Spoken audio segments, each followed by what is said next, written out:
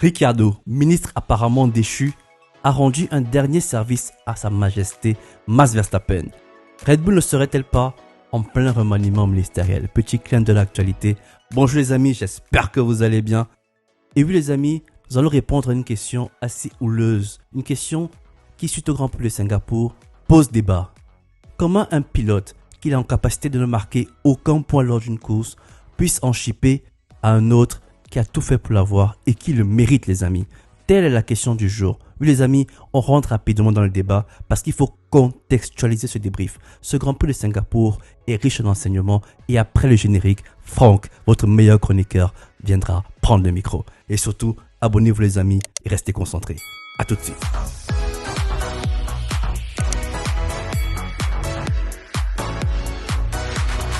Merci les amis d'avoir patienté et place au débrief.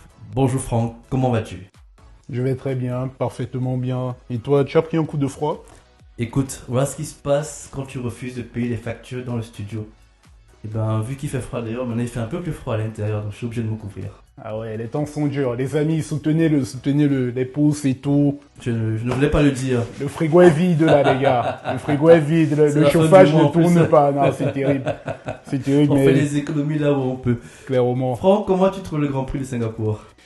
Bah, c'est un grand prix pour le moins. Je vais pas dire soporifique parce que j'aime pas ce terme. Je trouve toujours que tout grand prix, un petit piment, ça peut être stratégique.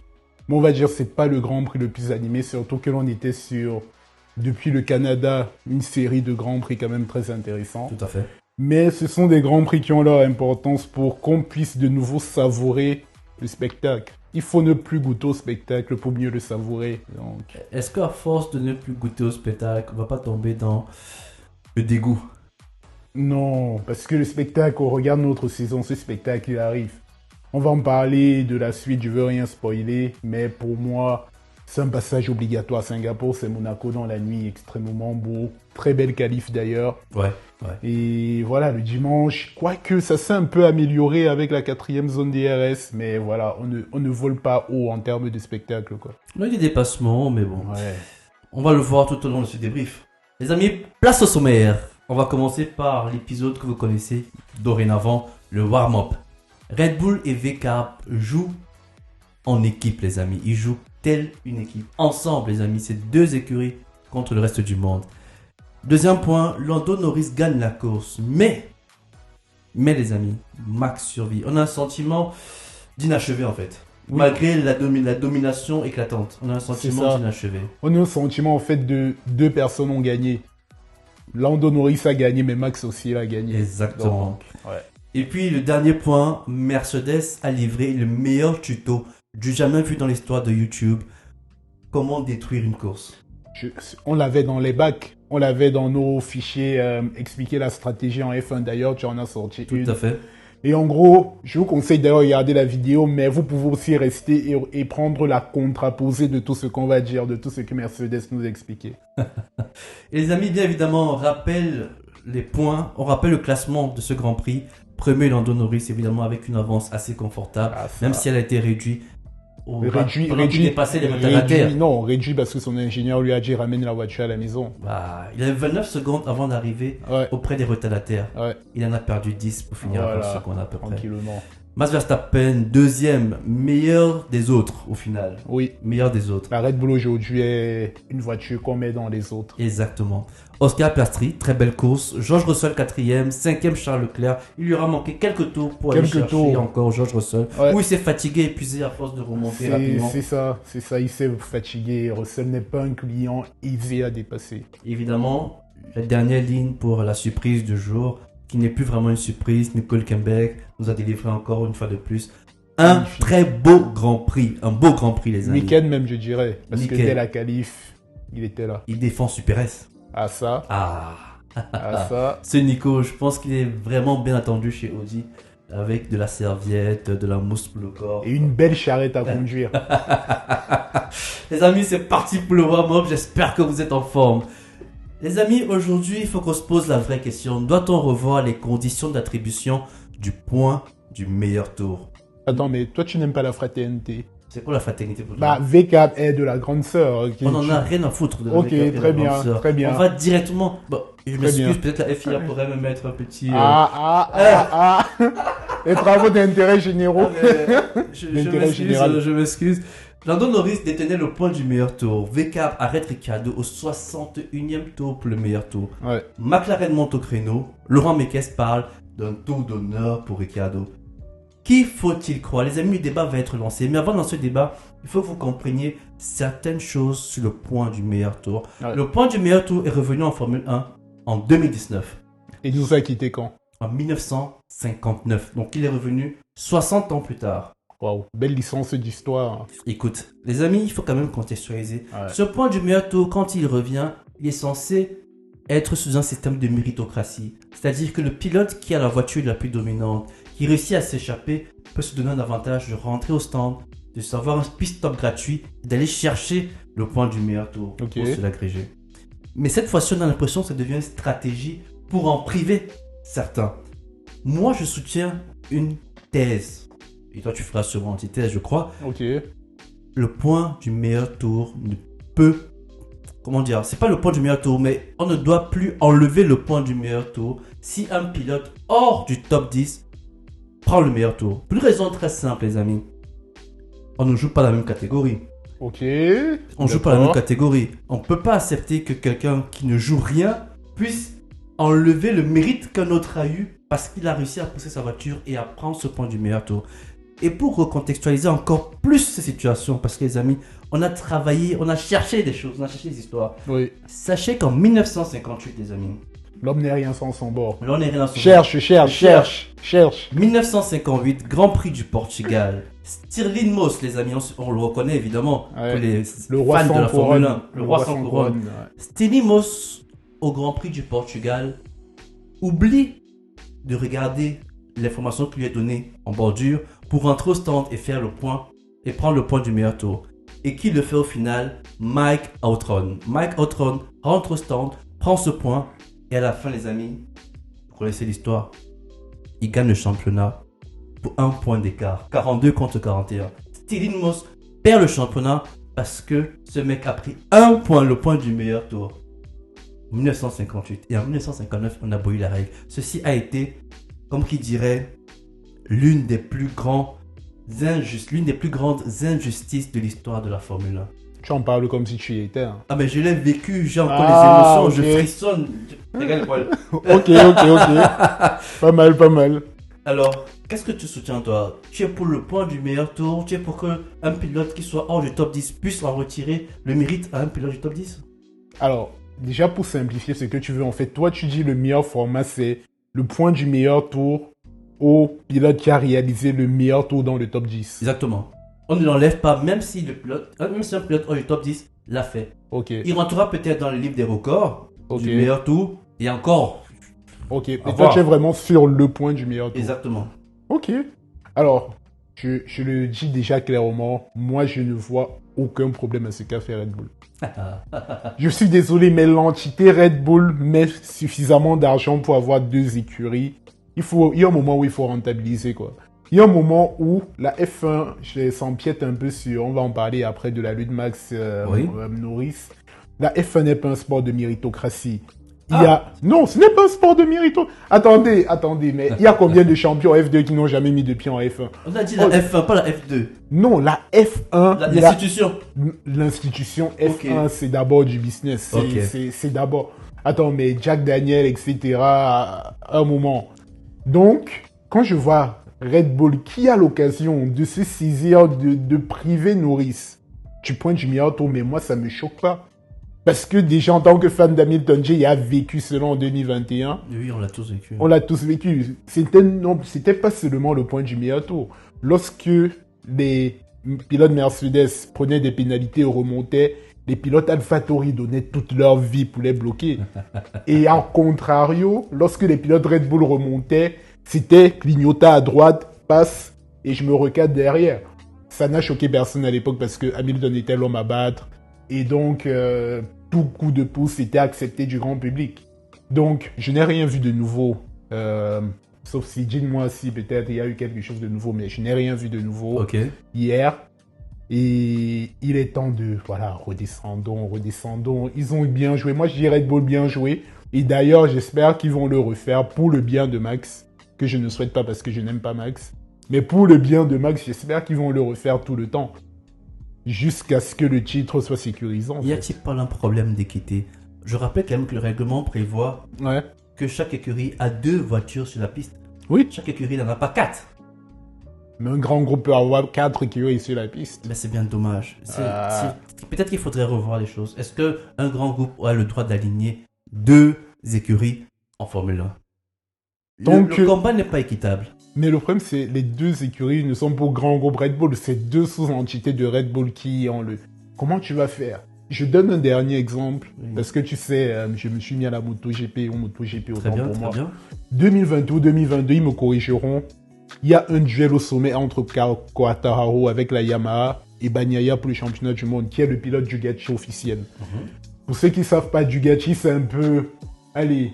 le Red Bull actuel qui a la meilleure voiture et qui donne même ses anciennes motos aux autres, mais elles sont tellement compétitives que voilà. Oui. Donc en gros, Ducati pèse au moins sur 4 écuries. Et donc, pendant que ce championnat battait de son plein, les pilotes Ducati qui conduisaient des Ducati d'autres écuries devaient laisser Bagnaia passer. Ils ne devaient jamais l'attaquer. Donc, c'est quelque chose qui existe partout en fait. Oui, mais... Ce n'est pas nouveau en sport auto, c'est du jeu d'influence. En MotoGP, il n'y a pas beaucoup de marques non plus qui vont venir concurrencer. Bon, tu as des grosses marques de moto, tu as Honda, tu as Yamaha, tu as Ducati. Oui, mais il faut aligner quand même, je sais pas combien de pilotes sur la grille, quoi. Oui. Donc forcément, un constructeur va vendre plusieurs moteurs, plusieurs motos, plusieurs concepts aux autres écuries. Ouais. Mais on est en Formule 1 où normalement... chacun doit jouer pour sa poire. Exactement. C'est vrai qu'on n'est pas... que de sport automobile. C'est vrai qu'on n'est pas habitué à voir de la connivence, de la complicité en F1 entre les écuries. Connivence, j'appellerais ça comme ça, parce que rien ne dit finalement que c'est de la connivence. Puisque Laurent Mekies dit qu'il a dit c'est un tour d'honneur. C'est un tour d'honneur, s'il vous plaît. C'est un cadeau pour Daniel Ricciardo de sortie. Par respect pour ce qu'il a fait en Formule 1, dire que je te donne le meilleur tour non, s'il vous plaît. Je pense que Ricciardo, il sait ce qu'il a fait. Max aussi, il a souligné, parce que Max, c'est quelqu'un qui est franc-parler. Il a dit, voilà, je remercie Daniel pour le coup de main. Oui. Il savait très bien pourquoi on l'a arrêté. Et il a très bien fait le travail. Pour rapidement sortir ce warm-up qui nous met vraiment... qui dans nous échauffe, là, ça nous met dans le mood. Les amis, rappelez-vous, peut-être vous le savez peut-être pas, le record du nombre de meilleurs tours en course... C'est Michael Schumacher. C'est Michael Schumacher. 77. Oui. Ce ne sera plus jamais battu à cause de cette règle. Ce sera plus jamais battu à cause de cette règle. Plus jamais. On se rappelle, 77 Michael Schumacher, c'est pas l'époque du point du meilleur tour. Parce qu'il ne s'est rien passé entre 60 et 2018. Oui. Mais là, si tout le monde est capable de prendre le point du meilleur tour... En fait, le fait qu'il y ait un point pour le meilleur tour fait en sorte que celui qui a le plus gros rythme de tour ne va plus forcément avoir ce point. Tout à fait. C'est devenu un enjeu stratégique. Donc, en fait, ce record de Schumacher, je ne vois pas comment il peut être battu. Il ne sera plus battu. Il ne sera plus jamais battu. Le deuxième, c'est Lewis Hamilton, mais je n'ai pas les chiffres. Très loin. Très loin. Ouais. En 2021, il était à 55. Oui, mais... Vu la disette depuis 2022. Mais si justement il y avait cette règle-là à partir de 2014, tu vas voir qu'il ne serait pas à 55, ça devait être à 30 maximum. Ouais. Mais dis-moi quand même, tu es peut-être contre... Tu es quand même pour l'application du point de meilleur tour. Oui. Mais est-ce que tu ne penses pas qu'il faudrait quand même revoir la règle? Ou peut-être même l'attribuer à tout le monde ce point. Pas juste le meilleur tour, mais le point du meilleur tour. Quitte à ce que même si c'est le 15e qui prend... Ah non, ça j'y ai pensé à venant. Oui. Je me suis dit, en fait, chaque Grand Prix, l'avant-dernier tour, du 12e au 20e, ça va salve d'arrêt de piste. Salve d'arrêt à l'avant. Et là, tu as 8 voitures qui carburent dans le dernier. Ça va ressembler à rien du tout. Ça va ressembler à rien du tout. Ce sera le chaos, je pense qu'on va arrêter tout de suite. Non, le WAM n'a pas trop duré là. Tu t'es trop échauffé. Les amis, place à la résistance. Norris, c'est bien, mais pas assez. Ouais. Les amis, on se pose une question. Croyez-vous encore aux chances de titre de Lando Norris?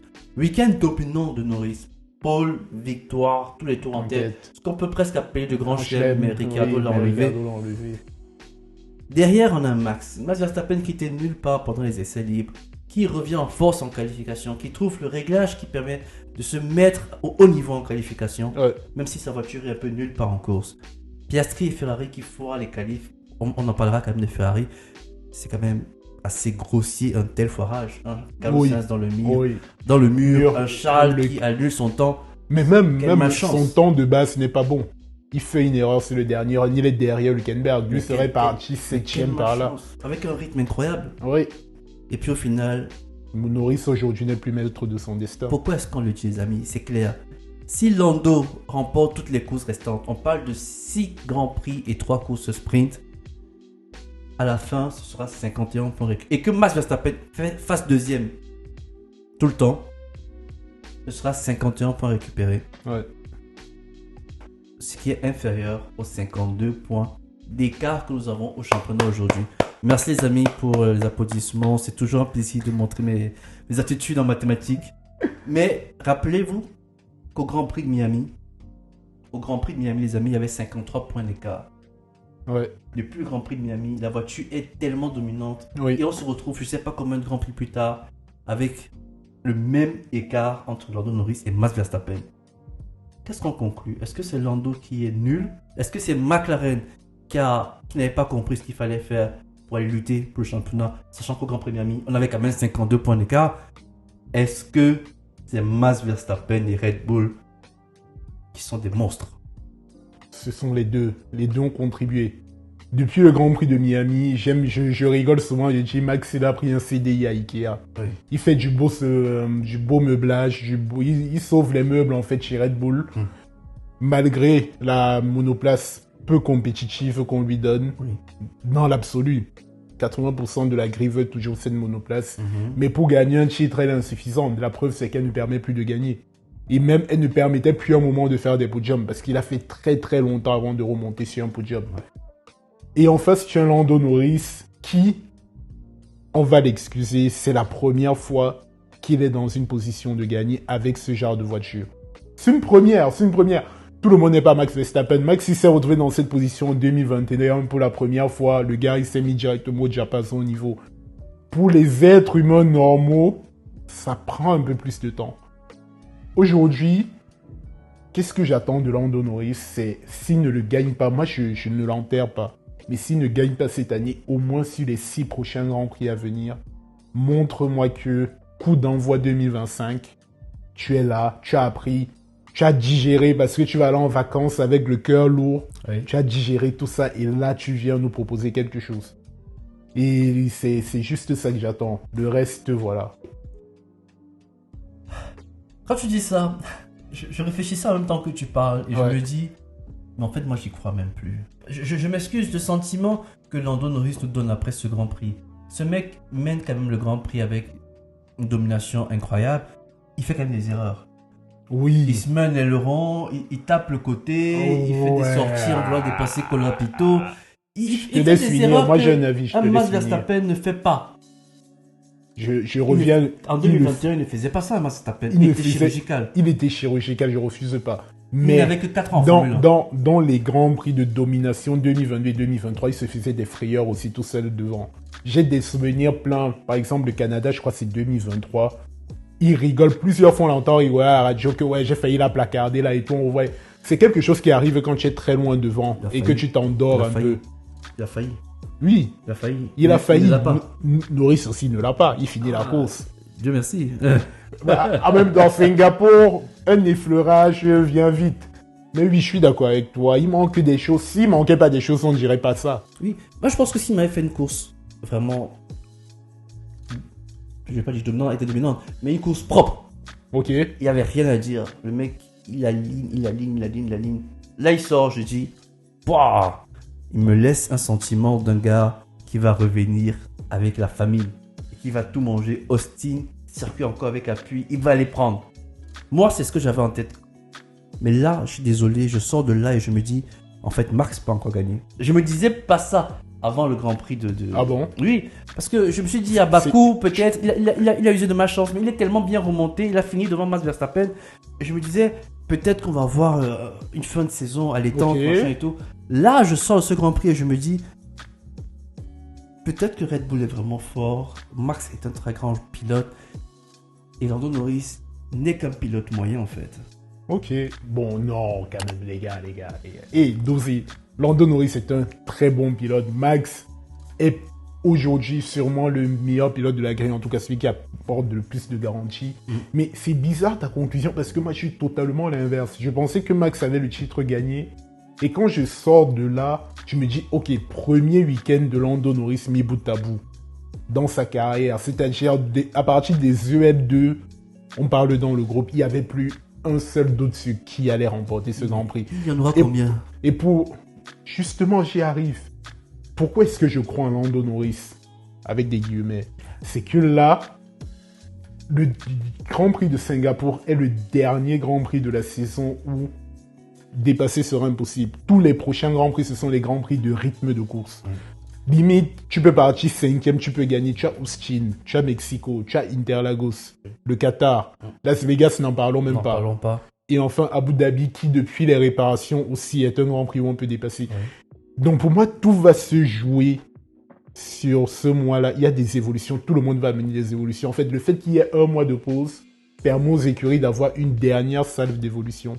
Et celui qui aura bon, si McLaren te sort une évolution qui met tout le monde à terre, là, il y a une chance parce que Piastri, même s'il se qualifie mal, il est coutumier du fait parfois de trembler en qualification, pourra se rattraper et venir se remettre entre Max et Norris. Tu peux compter aussi sur une Ferrari qui de temps à autre fait aussi le travail. Tu peux compter sur une Mercedes. Là, il faut juste maintenir la pression. Gratter encore et encore. Mais Norris doit gagner. Moi, je crois moi en Norris qui gagne toutes les courses. Mais j'attends d'être surpris. J'ai pas entendu, tu crois? Je crois moins à un Norris qui gagne les courses. C'est juste pour ça que je ne peux pas mettre ma main au faux joueur qui est champion. Ce qu'on est en train de dire clairement et que tu sous-entends, c'est que l'avenir de Lando Norris en tant que champion pilote dépend en fait des autres. Oui, il n'a plus son destin en main. C'est totalement ça que ça veut dire, Sherlock. C'est ça que ça veut dire. Oui, Sherlock. Bah, tiens, lors de la dernière vidéo, on a demandé à notre téléspectateur de dire qui est Sherlock et qui est le cher Watson. Oh, mais peut-être il fallait expliquer. Quand quelqu'un n'est plus maître de son destin, ça veut dire, comme on l'a prouvé avec les calculs, même s'il fait le meilleur travail possible, qu'il gagne tout, ce n'est plus entre ses mains. C'est plus entre ses mains. Il faut une défaillance en face. Il faut un coach de pouce du destin. Il faut un Charles Leclerc. Oui. Il faut une Ferrari dominante, là. Il faut un... Qui ne fait pas d'erreur. Voilà, tout à fait. Mais qui fait suffisamment d'erreurs pour que Norris puisse gagner. Oui, qui n'a pas le niveau, tout simplement, de la McLaren. Oui, il faut un Hamilton 2016 où le moteur casse, quoi. Moteur neuf dans la Red Bull, il casse. Et... Ah, ça c'est ce qu'on appelle le coup de pouce du destin, quoi. Bah oui, c'est bon une chance là. sur 1 million. C'est comme gagner. coup dans les fesses. Oh. Carton rouge, les amis. Carton rouge. Le bon coup de... Ouais, tu as raison. Donc oui, les amis, Norris n'est peut-être pas l'homme que l'on pensait être. Mais dites-nous ce que vous pensiez en commentaire. Est-ce que ça va le faire? On est encore à 52 points. Est-ce qu'il peut gagner les 52 points sur les derniers Grands Prix? Est-ce que cet homme va enfin mettre le coup de volant qu'il faut? Les amis, le second enseignement est tout autant désolant. C'est là où les larmes commencent. La Mercedes de Franck nous a livré une prestation pitoyable. Précise, la Mercedes de Franck pour 6 Grands Prix encore. Hein. Après... Mais ils disent qu'ils viennent... Ah oui, c'est vrai qu'après, tu changes... Oui. Donc tu changes d'épaule. Ouais.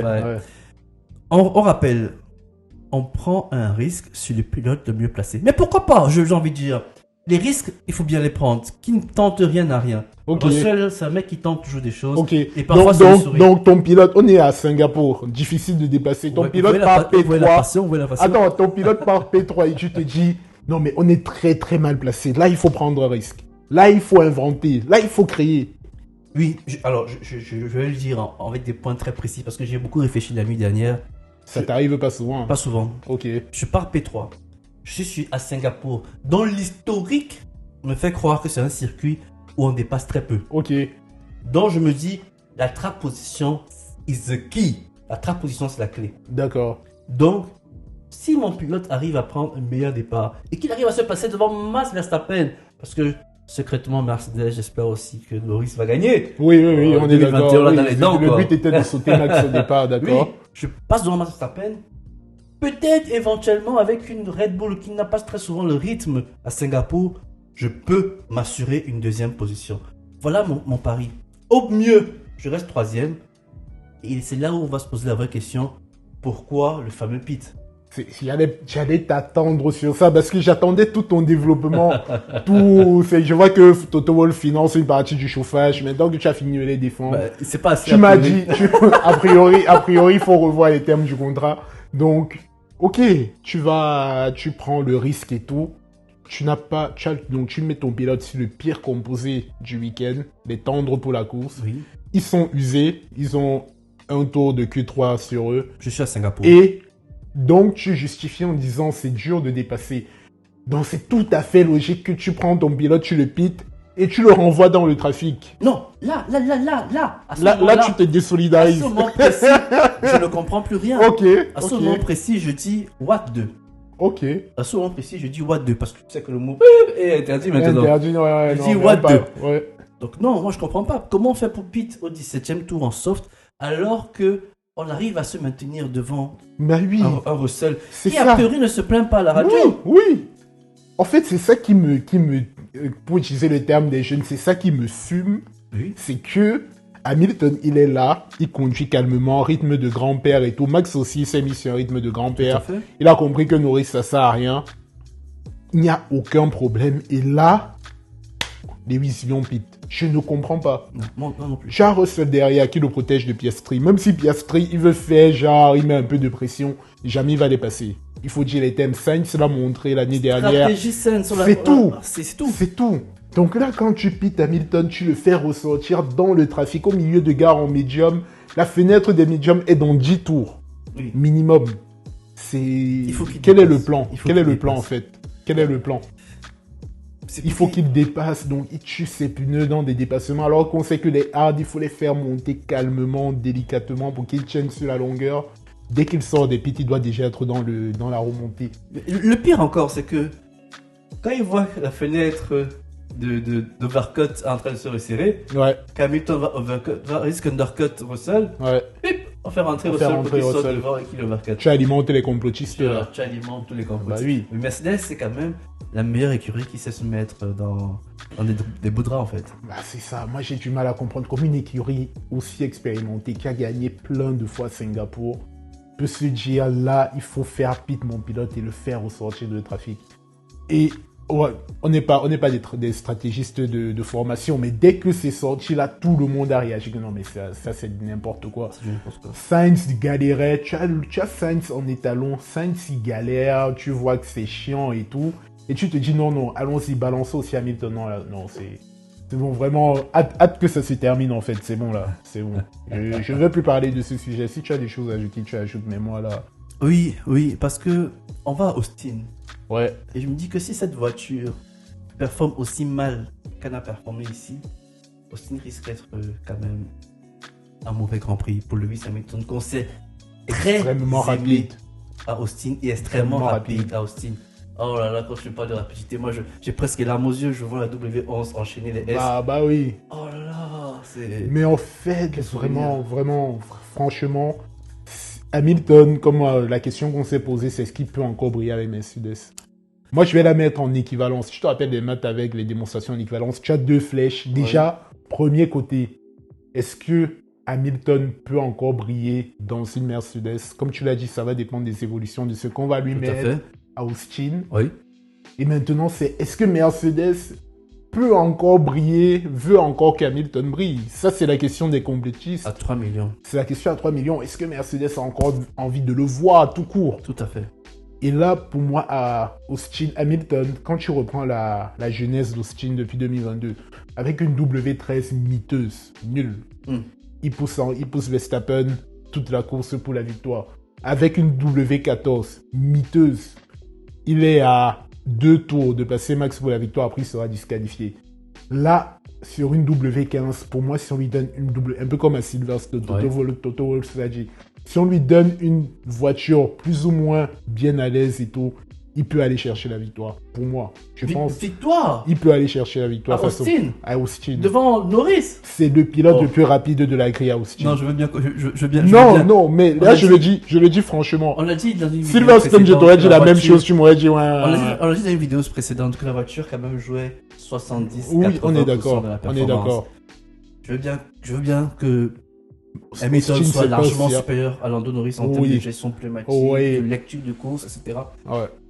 Mais de là à dire qu'il va gagner devant Norris et Piastri, Le package C'est- de la, c'est un Ma- par- c'est le un package de pari la McLaren à fort appui, il est intouchable, on l'a dit Oui. de plus en plus.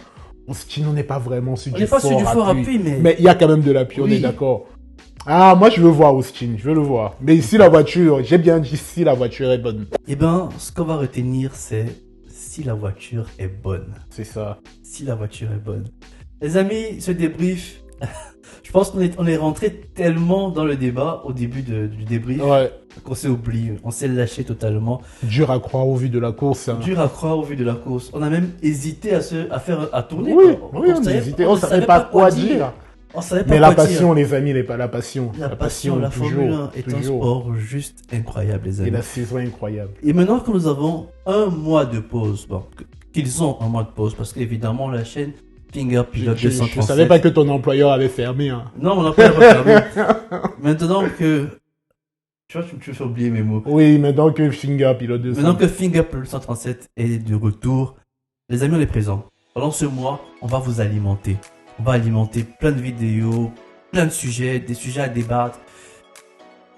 Les amis, abonnez-vous. Abonnez-vous pour ne rien manquer. Si la Formule 1 vous manque le dimanche, la Formule 1 sera présente le mercredi. Toujours les D'accord. amis. Finger Pilote 237 s'engage. C'est l'engagement que je prends devant vous et les Tu hommes. mets ta crédibilité en jeu. Tu mets ta crédibilité en jeu, Comme tous les jours en fait. comme tous les jours. C'est ça qu'on Ok, appelle un homme responsable. bien sûr. Et oui les amis, c'était les hommes responsables. Les amis, portez-vous bien. Et à très vite la semaine prochaine. C'était Finger Pilote et Franck. Franck. Allez, ciao!